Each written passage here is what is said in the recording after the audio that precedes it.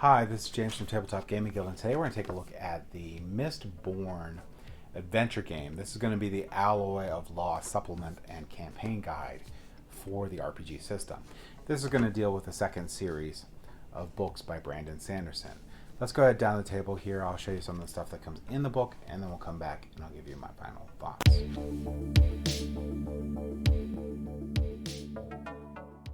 Okay, so today we're going to take a look at the Mistborn Alloy of Law RPG adventure, published by Crafty Games. This one is going to be the second series of books based on that from Brandon Sanderson. Now, the original Mistborn adventure game goes on the first series, and in the second series, there's going to be a shift. Now, there's a lot of spoilers in this book, so you definitely want to read the first series of books before you dive into this RPG if you love the Mistborn universe. Now, this one here is going to start with a story that is written by Brandon Sanderson. This one is going to be about Allomancer Jack and his adventure, which is really cool, especially if you're a Wax and Wayne fan from the second series. This is basically a thing that's mentioned multiple times in it. It's going to give you the introduction. Basically, this is going to be 300 years since the first series. The entire world of Scandria has been remade. Harmony was created. So you had the Shard of Ruin. And what was the other shard?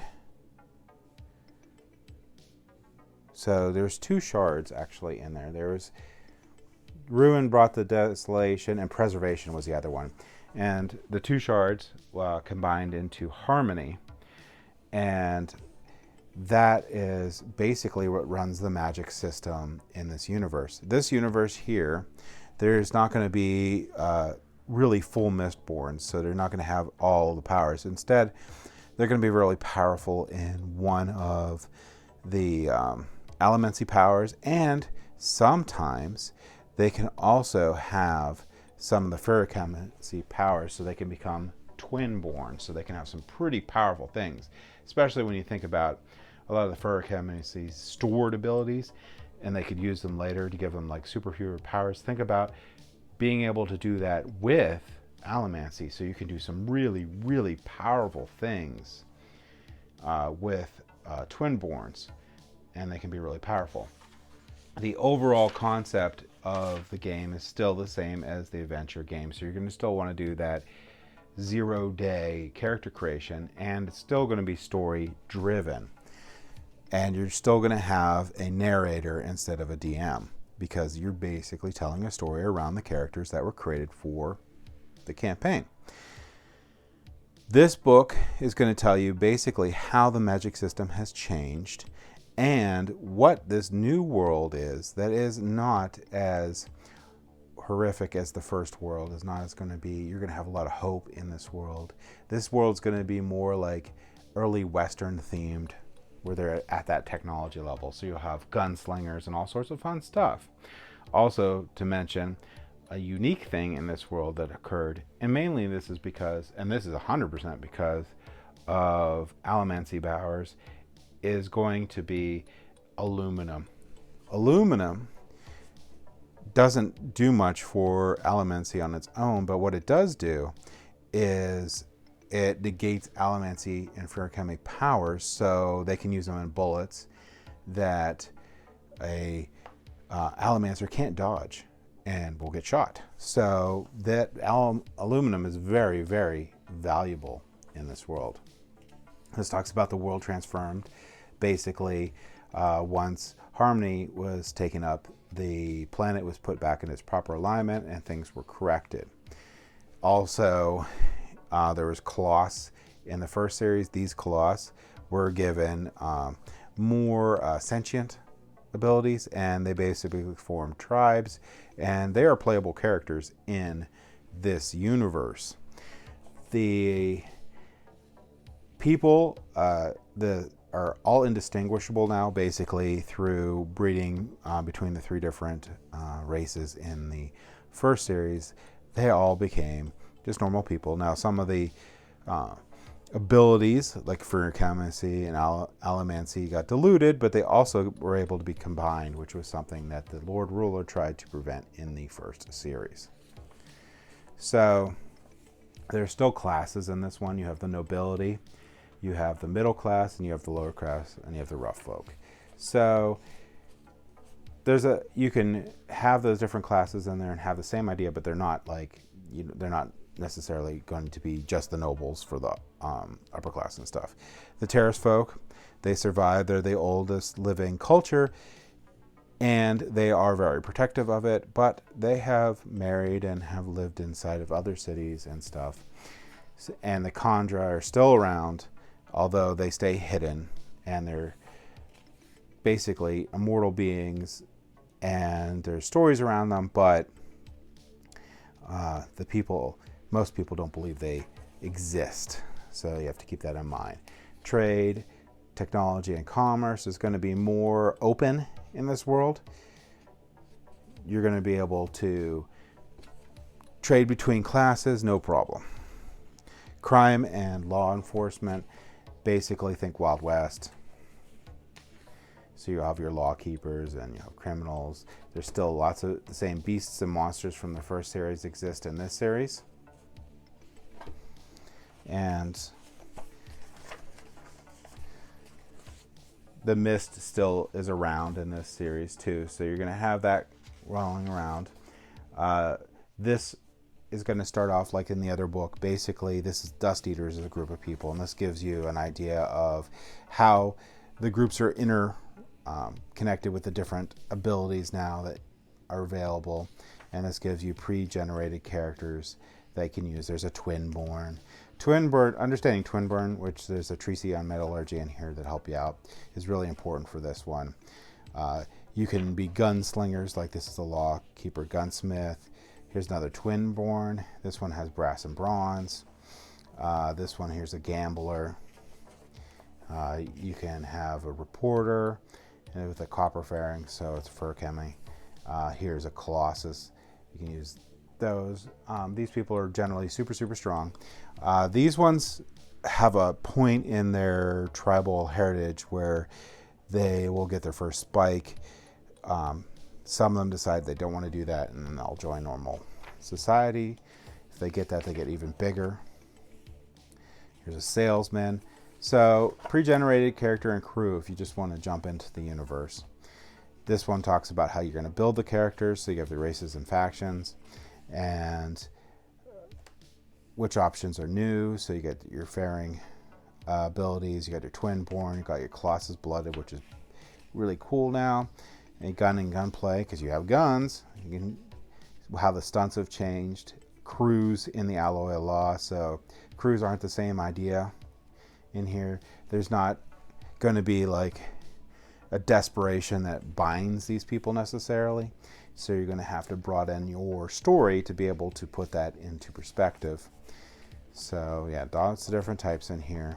This goes into your creation of your character, all sorts of fun stuff. Lots of pages on that.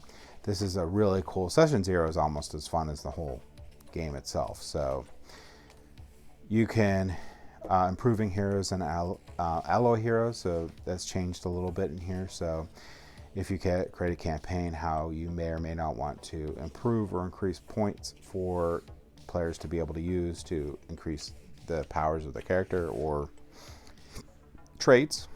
This is a technology. You have electricity now, clockwork, guns and weapons, equipment. So you have all these new things and all new tables for those. This gets into aluminum, and it's very, very, very expensive and not necessarily something you can get a hold of very often. But if you want to take out a Allomancer, number one way, aluminum.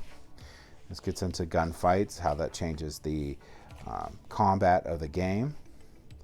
And here's going to be the Colossus Blooded.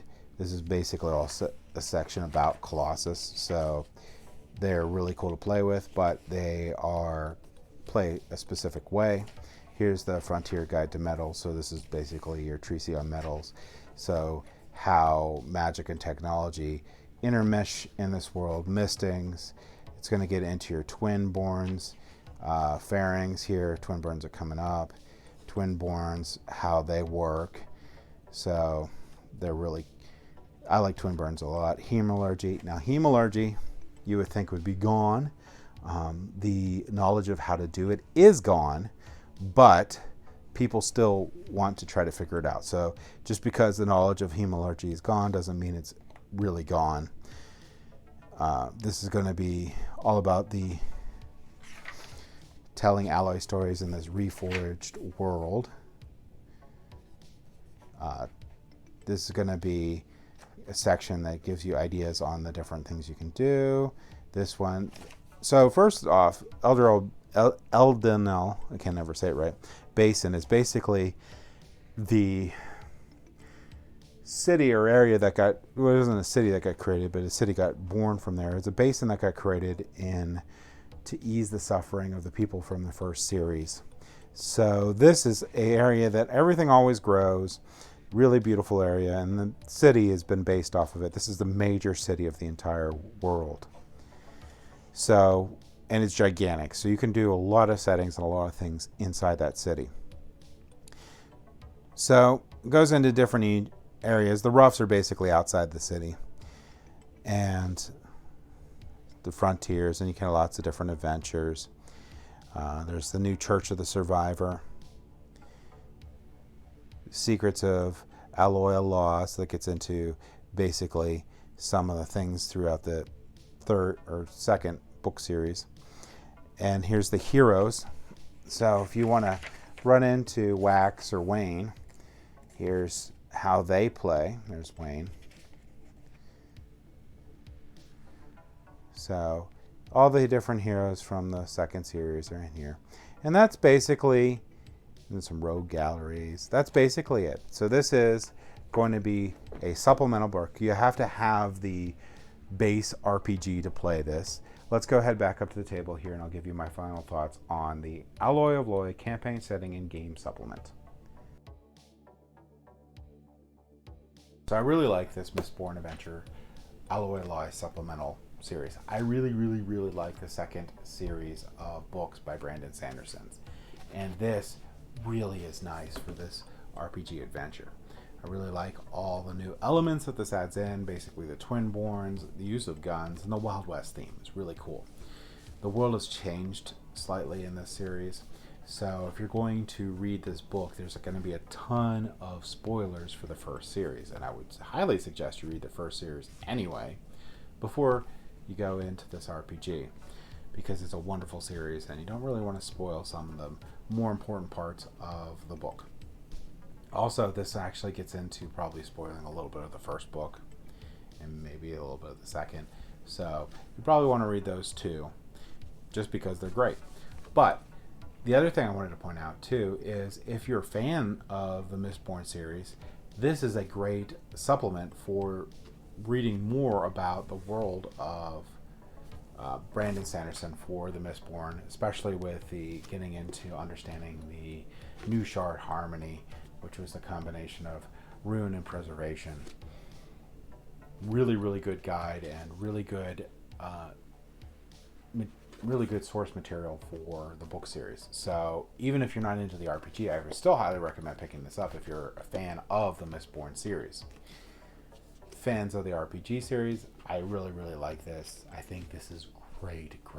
So if you love the Mistborn adventure game, which you will need the base game to be able to play this, I highly recommend picking this up and expanding that and giving more gameplay to this wonderful universe. So that's my thoughts on this Mistborn adventure game Alloy Loy campaign setting guide. So thank you for watching.